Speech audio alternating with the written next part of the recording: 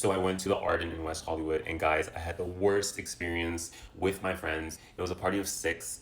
Our reservations were at 8:30. Guys, we didn't get sat down till 9:40, over an hour.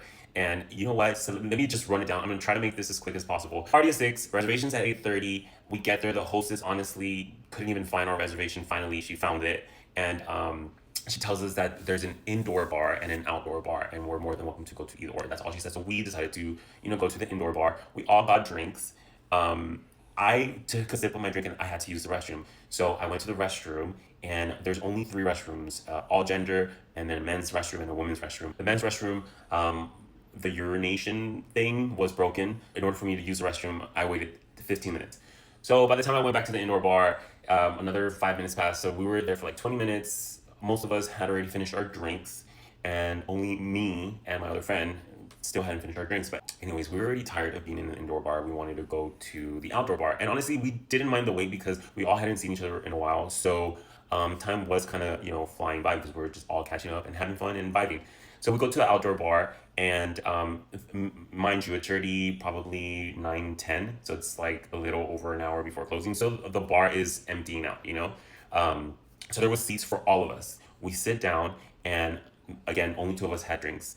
And the bartender comes to us and tells us, "Oh, you guys can't sit here. You guys have to go back to the indoor bar because you two still have drinks."